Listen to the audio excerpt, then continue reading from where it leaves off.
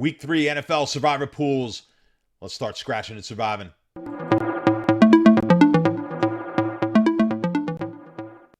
All right, guys. Weeks 1 and 2 have been tricky to say the least. We are here in week 3. If you're watching this, you've probably survived so far those hectic week 1 and 2 losses. Congratulations for being alive here in week 3. Let's just go over quickly the Sharp app, guys. You need to get yourself the app. Download the app. There's a link down below. I use the app in Survivor pools to figure out where my win percentages are. I'm looking for that midpoint between both money lines, and that's going to give us the most accurate win percentages. And with the Sharp app, you're going to get the best lines at all sports books. So that gives us the most accurate line we can possibly have. So that's what I love using the Sharp app for with these with the Survivor pool. That's how I use it. So guys, use the link down below, and it definitely helps us out when you guys download the Sharp app. And of course, give us a review if you possibly can in the Play Store or in the App Store.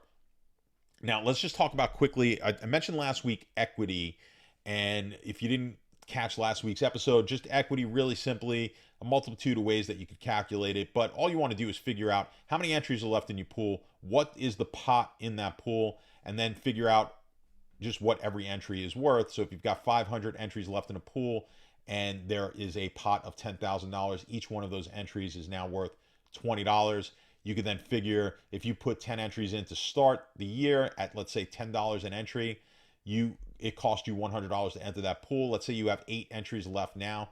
Those 8 entries are worth $20 a piece. You've got $160 worth of equity. So you are plus 60 right now on that pool. So you're in a good situation. You can also be able to figure that out by have you lost or maintained a higher, if you maintained a higher percentage than the pool as a whole, of course, you're going to have plus equity in that pool. So that's just another way of figuring it out. Now, when you want to start looking at equity in the pool and future value in your pool, as we get to week 3, 4, 5 here, and we're coming up on, if you've got a multitude of picks in your pool, you're going to want to look at your lines. Not every line is equal equity. By that, I mean, if you've taken teams, let's say you've taken a couple of teams that don't have a ton of future value. Let's say your line is right now New Orleans, and maybe you took Detroit last week. We did mention Detroit. I did not do that. I did not have Detroit in my picks. We were talking about potentially taking it. The line moved. I didn't take it. But let's say you did, and you have New Orleans and Detroit, two teams that you don't figure on needing in the future. That's a very valuable line, and that's when I'm going to start looking at, maybe I don't want to take my riskiest pick in that line. I'm going to take a more safe pick. Not that anything's safe, but I'm going to take a safer pick in that line, potentially starting this week or maybe even next week, because I want to, that is a very good entry that I don't want to lose necessarily. So there's only so much risk. Now, if the larger the pool you're in, maybe the more risk you want to take. Just always be of that mentality. Larger the pool, more risk I need to take. Less equity I have, more risk I have to take. So in the pool that I started with 130 people, I am behind on equity now. I'm down to 39 entries in that pool. That is well below what the market is doing in that particular pool, meaning I'm going to have to ramp up on my risk in that pool and hope something happens to the teams that are being taken at a higher percentage to get me back in line and potentially get me back into a plus equity position on that pool. Now I'm in another pool where I had 24 entries. I'm down to 15, but that is far superior to what the market is on the whole. So in that pool, I've got 61.5% of my entries left. The pool only has about 38% of its total entries left in that pool. So I'm plus equity in that pool. I'm going to be a little chalkier in that one. My third pool that I'm in, I had 2 entries. There were about 50 entries to start, smaller pool. I still have my 2 entries. I've been going very chalky with my picks in that, and I'm going to continue to be pretty chalky with those picks in that pool. So that's how you want to kind of play these things. So my entries vary. It's just not working out in the pool where it really should have. With all this chaos, we should be doing great in the pool where we had a lot of entries and we were looking to get, kind of diverse with our picks. It hasn't worked out that way because the high leverage spots that we've taken have not worked out. Detroit, or not Detroit, but Vegas really being that one last week. Vegas was in a great situation, up in that game easily. Even after they give up the lead and the game goes to overtime, should have won the game in overtime. They were moving it in position to kick the field goal, and of course, they give it up and lose the game. That's what happens. That's gambling. So that really hurt me and probably heard a lot of you guys who are following as well. That was a good situation to be in if you were in a pool where you are a huge long shot to begin with. And remember, guys, you're going to get knocked out. The chances are we're not going to win our pools, especially when you're in a large one. I had 8,000 people to start that pool. Even with 130 picks, we're not expected to win that pool. That's why we take a lot of risk. And when you take risk, of course, the potential is there for it not to work out. But as we've seen, even taking some of the chalkier plays has not worked out for some people as well. Now, last week, again, Buffalo, I told you guys on the pools where you were in pools where not a lot of people left. I love the Buffalo play, and I use that as one of my plays in that pool that I didn't have.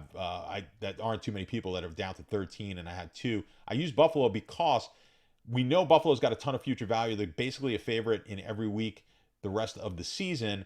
But there are alternative options, at least in the next few weeks, to Buffalo. If you're in a small pool, I loved taking Buffalo last week. Let other people take the riskier plays in the small pool. You took Buffalo, you advanced, and you're still alive. Again, we're going to only take the risk when we're in the situation where we need to take risk. We're in the pool where we have a legit shot of winning it. We're going to play it as close to the vest as we possibly can. Let's jump into Survivor Grid.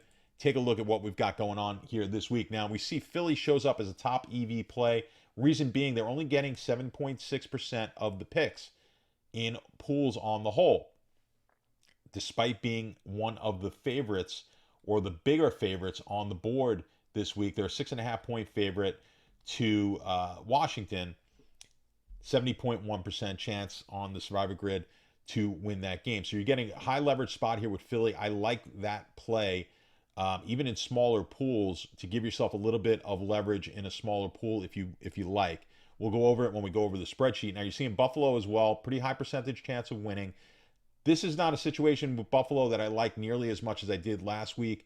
Only a 6-point favorite here this week. There's going to be more opportunities in the future here to be able to jump on Buffalo. If you didn't take them last week, I would hold off on them this week in smaller pools, even in larger pools. Not one of my favorite plays. Again, we'll go over it when we go on the spreadsheet. Minnesota is another one where you're going to be able getting some leverage. Now, I like Minnesota better than Buffalo this week as a potential play to gain some leverage on the market. Now, your big plays this week, right now, about 30% of the market is taking the Chargers.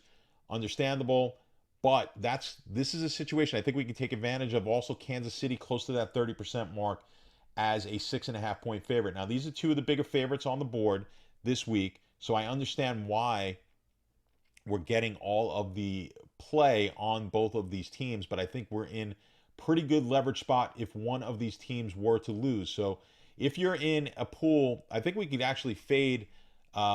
We could do a little bit of a fade. If you've got a single entry in a small pool, you can easily fade both of those teams by taking Philly this week. And if you've got multiple entries like I do, I'm going to probably wind up with like a Chargers Philly. So I'm going to sort of counterfeit the majority of the market on one of my plays and then take a high leverage team like Philly with my other play. If you look at the potential future here with Philly, of course, next week, let's just take a look quickly. They're going to be the top choice. So this is why people are holding off on them for next week. So if you take Philly this week, you can jump on the Chargers next week. While a lot of people are going to already used up the Chargers, you can kind of go the opposite way, and you're really getting the same exact lines here. You're going to get Philly at almost the same line you're getting them this week, next week. And who knows, potentially you're going to get Jacksonville at a worse line depending on how Jacksonville looks in this game. So if Philly does beat Washington this week and you've got the Chargers saved, you're going to have an opportunity to take the Chargers, and you're going in a different direction, really with the same amount of, with the same win probability as everyone else. And that's what you want to do. Can I maintain the same win probability as everyone else and yet have high leverage situation? Well, you're highly leveraged here with Philly this week, and you'll see some teams that we don't necessarily need this week, next week, coming up as potential good plays. Green Bay, Detroit, of course, Baltimore is always going to be in the mix, but you're not going to probably want Baltimore. Buffalo is always in the mix here. You're probably not going to want them against Baltimore next week. So we've got a limited amount of options as it's looking next week. It's going to be a difficult week, but that's why people are kind of saving Philly. I like taking Philly, especially in small pools, and they're going to have some value in larger pools as well. So we'll take a look inside of the spreadsheet and see just what we got going on there. So here's the spreadsheet now. I've got it for my pool with 39%. Let's just go right down, or 39 entries left. Let's go down to, if you're in a small pool and you've got a couple entries, which I'm in, right? So when we go to 0%, generally that's going to just give us the biggest favorites on the board. So the two biggest favorites on the board are the Chargers and Philly. All right, those are the big favorites. And that's what 0% future weight means. It just means we're going to look at strictly what the biggest favorites are this week. If I jump this up to 25%, we see that that's where people are looking, and that's why Kansas City and the Chargers become the popular bets this week, because we've got Philly with a lot more future value than those teams. But that's why I don't mind in a small pool. It's a similar setup to what we had with Buffalo last week. In a small pool, I don't mind going with a Philly pick here and being against everyone, getting some leverage. If we could get a Chargers or Chiefs loss, that's going to put you in a really, really good situation. And depending on how small the pool is, you're going to be, in the next few weeks, looking to actually take that pool down. If the pool's down to a small enough size, like the one I have with 13 people, I mean, if the Chargers and Chiefs were potentially to lose and Philly to win, who knows? I might be down to 5 people left in that pool, and I'd be one of 5, which I would take, right? So these are the situations that we're looking to get ourselves in. We're not trying to always just predict who's going to win the game and take the best possible team. We're trying to get in situations of high leverage where we can, with just 1 week, if things break right, get ourselves in a position to win these pools. So in a small pool like that, that's what we're looking at. I really wouldn't go much more than moving the weight here to 25% for pools like that. Now, if you look at my other pool that I've got 15 entries left, I'm going to be pretty chalky in this pool as well, because I've got quite a bit of equity. So if I look at it, if I want to play 5 teams in there, taking 3 Philly, 3 Minnesotas, again, which Minnesota is going to be a very high leverage spot. Then I'm going to match the market a little bit here. 4 out of the 15. It's going to be close to the market on the Chargers. I'm going to sneak 2 Cincinnati's in. At least that's what this is looking at, which the 2 Cincinnati's will be a little above the market according to what we're looking at now, 11.8%. So I'll be a little over on Cincinnati. And then I'll be under on Kansas City. So that's kind of where we want to be, right? We want to be under, typically, oftentimes, on these big teams. Now I'm going, and I'm not going very... I'm not going heavily weighted on the future, because even though there's 400 people left, I've got 15 picks. I've got a lot of equity here. I don't want to get too crazy with my picks. I want to look at solid picks for this week. But how I'm going to do it and get a little bit more risk is I'm going to diversify and I'm going to move these to 5. Maybe I'll do 4, but I kind of like the 5 now. It's giving me Cincinnati. If I go to 4, I lose that Cincinnati pick. I don't mind Cincinnati at the Jets as a pick. I know Cincinnati hasn't looked good. I don't necessarily love them in the game, but from a number standpoint, I don't mind it right now. So this is kind of how I'm leaning in the pool that I've got 15. When we jump up to the one with 39, I'm in a much different situation. As I mentioned to you guys, I need to take risk here. At minimum, I want to put this at 75, but I want to look and see what it looks like at 75. Let's just first look at 50, because some of you guys are kind of in a pool where maybe you're going to want to be at the 50 level.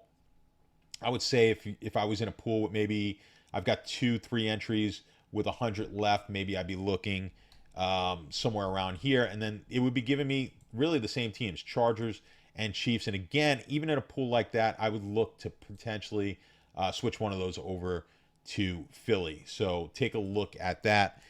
If you are now in the pool, similar situation I am, 39 entries in that pool. There's 3,262 entries left in that pool. I'm not in the best of situations here. I'm going to have to go more risky. Now, if I look and spread this out over 7, I probably don't want to do that. So I'm going to probably go to 5 and 75. Do I like how this looks? 12 of my 39. It's close to 30. I'm close to the market here.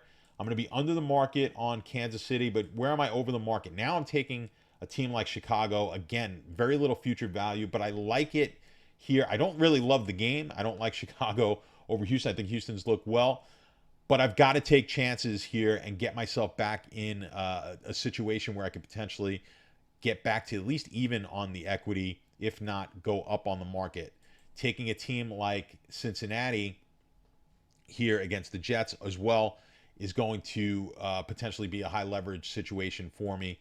The Chargers pick 12 of my 39. Again, that's going to be close to the market. Minnesota, I'm going to try and get myself maybe close to the market, over the market, maybe a little bit with 6 picks. Now, you see with the 5, it doesn't like Philly. Now, I may just toss in a couple of Phillies just to toss them in. But again, we've got such future value on Philly and Buffalo. That's why the higher we look at future weight, we don't take those teams. So potentially I'll stay away from Philly in this pool just because maybe I'm going to want to take a little bit more risk, take some teams that aren't necessarily as strong as Philly and Buffalo are, but try and get myself in a situation where I can get back to some good equity. Now, maybe I move it up to 6 entries, in which case then Philly pops up as 5 plays, and I sort of take some of the entries away from some of these weaker plays. I'll have a little less on Cincinnati, a little less on Chicago, a little less on Kansas City. That's potentially what I'm going to do on this. So I don't know. That's a tough call right now in that pool, but I do have to take a lot more risk in that pool than we are taking in my other pools this week. So that's really where we're at this week. I want you guys to focus on, if you are going to if you are in pool with multiple entries like I am with 39, I'm going to start looking at that. What I've really done so far is just evenly spread those out by meaning, if I think the only teams that I had survive in week 1 were New Orleans, Baltimore, Indianapolis.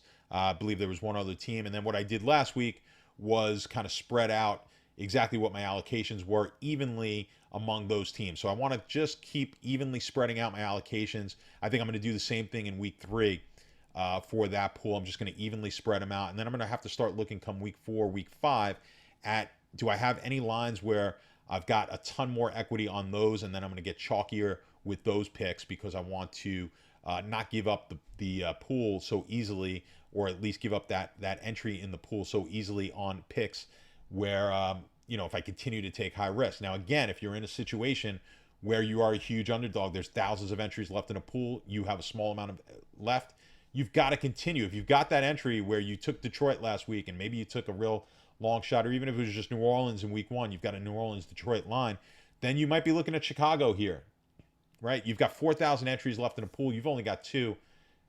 Give it a shot with Chicago, right? You're not going to win that pool. You have to go in with the mindset, we're trying to win those pools, but the mindset is you're probably not going to win that pool. The only way to do it now is to keep saving those good teams, because we're going to need to go 18 weeks. If you can find ways and you get a team like Chicago in a week like this, not the biggest favorite on the board, but 60% chance to win their game, and they could pull it out for you. It's only a 10%, 12% difference off these top teams. If they could pull it out, again, that keeps that knocks out a team that you're never going to want to take again, and you've still got a stack of really good teams to start beating. Now you could start taking those good teams when everyone else has taken them, and then you get leverage in that situation. We're always trying to be highly leveraged, especially when we're in a pool where we are a huge underdog to win. So that's where we're going to be at this week. Hopefully I'm going to see you guys next week, all survived, and we'll keep moving towards winning some of these big pots, guys. Good luck, and I'll see you guys next week.